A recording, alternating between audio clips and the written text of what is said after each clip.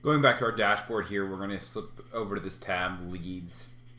And so if you look on your dashboard, you'll see things that come up here in recent activity, and you'll see stuff like leads created and things like that.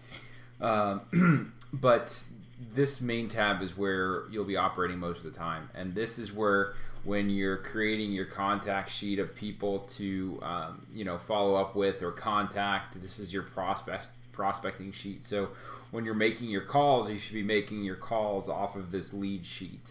And this is basically where it comes in. This shows leads assigned to you. So it's very easy to create a lead. You just click this drop down button here, and all this is self-explanatory. Please fill in as much information as possible. This tags we don't really use right now. We may use it in the future, but right now we don't use it. But please, first name, last name, email, phone, as much as you have. Status is another one. This should be, if you're inputting it for yourself, you should say myself. And then status is new, contacted, or rejected. And the rating is just basically a gut reaction of how good of a lead you think this is. And then finally, source. Very, very, very, very straightforward. Is this going to be a cold call? Is this someone you're gunning for at a conference, online marketing, referral, self-generated website, word of mouth? And if you pick campaign, then over here you would pick the campaign. Now, managers will create campaigns, so you won't have to worry about creating campaigns. You'll just have to worry about picking it from that information, or picking it from that drop down. Now, title here, or contact information, again, the more information you can put in here, the better. And that's, the actual information here is self-explanatory. But the more of this you can fill in, the better. If you don't have an address form, it's not a big deal. If you don't have a mobile number, it's not a big deal. You should probably know the company. Alternative email is not a big deal. And referred by is a good one if you were referred this lead from someone. Comment, you can say found this lead in the phone book or whatever. Web presence, you can put in here their website, Twitter handle, LinkedIn, Facebook, Skype. Again, this is just icing on the cake if you can get this information. Website should probably be an easy one.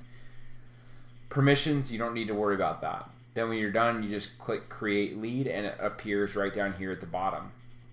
Now, I'm going to refresh this page here. So if we need to go in here and say change this and say they were new, we put them in there, and then we contacted them, then you just go in here and say status contacted, and then you go down here and click save lead. So now Lee Jones is contacted. Now the cool thing is once we convert them to an account, we can just click this convert button right here, which will then bring up the account drop down, where we can either create a new account or select an existing account. We're basically creating them to an opportunity at this point. So we're going to say that this is a new account, and we're going to call it the H2 Grow. I think that's the name of this. It's with the H2 Grow. And assign to myself. And then we'll say 2013 rev share. And the stage is prospecting. Then you basically give this an estimated close date. It doesn't need to be a hard deadline. It's just something that you're setting for yourself as a goal. And then a probability of close. How probable do you think it is that we're actually going to get this deal? And then the amount. The amount is how much you think this contract is going to be worth. So we said a 2013 rev share. So if we sign a contract for 2013 rev share, which would be 12 months, what is a loose guess on how much we think that contract is going to generate in revenue for us? And so we can say $100,000.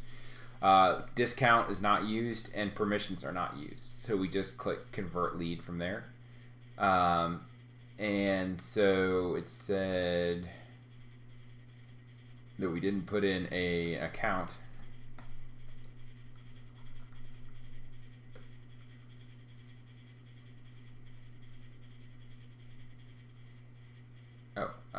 amount is not a number.